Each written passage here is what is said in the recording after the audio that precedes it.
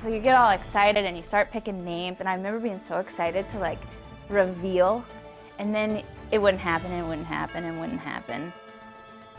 It is a heartbreaking result month after month for the people dreaming of becoming parents and for the doctors trying to help make it happen.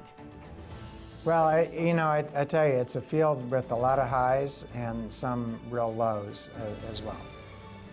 In vitro fertilization and this field of medicine is relatively new. Aaron, you taught me that this summer, the first baby ever conceived using that procedure will turn 43. Yeah, it's pretty remarkable. There have been a lot of advancements since then, but there are still no guarantees for people trying to build their families.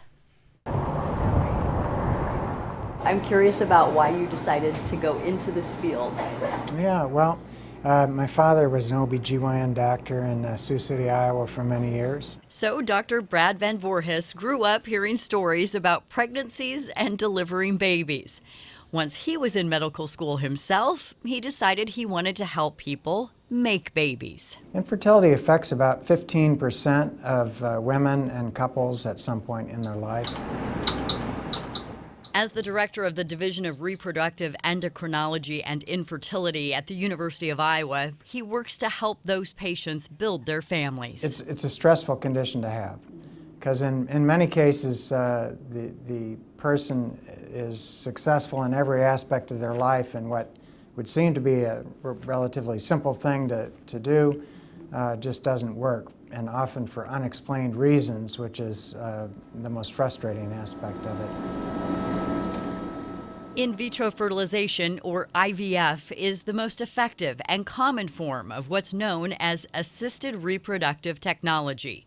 The University of Iowa has one of the best IVF success rates in the country. We have an excellent program that is comprised of a whole team that does this. Address that, because the approach here is very different than it is at some other clinics. Well, that's true. We feel that one of the reasons we have success is that we communicate very closely between various team members. That team approach is somewhat unique. It means multiple doctors, nurses, embryologists, and lab techs are all part of evaluating and treating patients. Increasingly, we're able to help couples, and they are through the roof happy over that outcome. On the other hand, there are patients who we can't treat, and what we hope is that they still feel like we gave them an honest, great effort to help them in their journey, and unfortunately, it sometimes doesn't work. And most people can't pursue treatment indefinitely. The biggest barrier is cost. Most insurance policies don't cover infertility treatment, or it's capped at a very low dollar amount. According to Resolve, the National Infertility Association, one cycle of IVF ranges in price from $12,000 to $17,000. Add medications onto that, and the price can easily be more than $20,000 for a cycle. Most patients need multiple cycles. On average, they'll spend $40,000 to bring a baby home.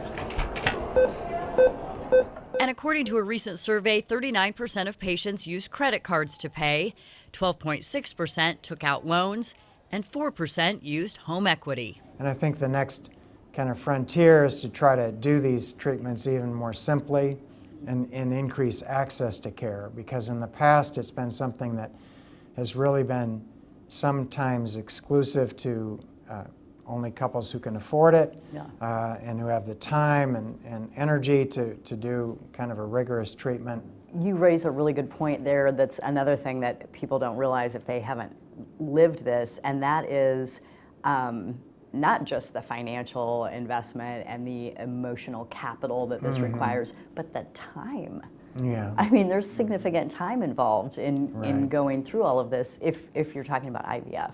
Yeah, there's no question about it. It does involve giving yourself shots at home, learning how to do that. Most of our couples, of course, don't know how to do that when they start out. And fairly frequent visits to monitor how the treatment is going. It's an exhausting process. But when it works, Yeah, it's been a very rewarding career. A lot of changes over time. It keeps you on your toes. You're never a finished product when you're in a field that's changing a lot. and no matter where you're receiving treatment, if you are not having success, Dr. Van Voorhis says you should seek a second opinion. By the way, the University of Iowa just opened a new infertility clinic in West Des Moines. You'll find a link to that information at WHO13.com. Erin, you know as well, the treatments cost the same whether you get a baby or not. Yeah, like I said at the beginning, there's no guarantee, and there's definitely no money-back guarantee. We're going to learn more about this next week, though.